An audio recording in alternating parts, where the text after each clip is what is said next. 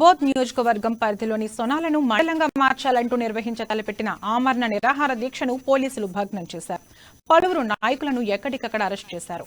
ఆదిలాబాద్ లోని టీచర్స్ కాలనీలో దక్షిణ మధ్య రైల్వే బోర్డు మెంబర్ జీవీ రమణను ఇంటి వద్ద అదుపులోకి తీసుకుని మామల పోలీస్ స్టేషన్ కు తరలించారు. చాలా రోజుల నుండి సొనాలను మండలంగా మార్చాలని డిమాండ్ ఉన్నప్పటికీ రాష్ట్ర ప్రభుత్వం పట్టించుకోవడం లేదని జీవీ రమణ అన్నారు.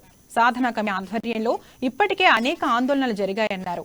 ఇవాళ దీక్షలకు సంఘీభావం తెలిపేందుకు వెళ్తున్న వారిని ఎక్కడికక్కడ అరెస్ట్ చేయడం అప్రజాస్వామికమన్నారు. ఈ చర్యను తీవ్రంగా ఖండిస్తున్నామని, పోలీస్ స్టేషన్లోనే దీక్షను కొనసాగిస్తామని స్పష్టం చేశారు.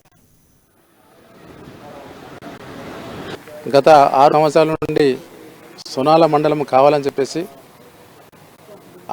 ఆయా చుట్టుపక్కల గ్రామస్తుల కోరిక మేరకు వారి యొక్క ఆకాంక్ష, వారి యొక్క మనోవేదన గురవుతున్న తరుణంలో మరి దాదాపుగా ఈ రాష్ట్ర ముఖ్యమంత్రి 2018 సంవత్సరంలో ఆదిలాబాద్ వచ్చినప్పుడు సొనాల మరి సాధన మండలాలు 2 కంపల్సరీ చేస్తానని చెప్పి మాటిచ్చి మరి ఆ మాటను తప్పిపోయి మరి ఈరోజు మా సొనాల గ్రామాన్ని మండలం చేయకుండానే అట్లనే వదిలేసిండు.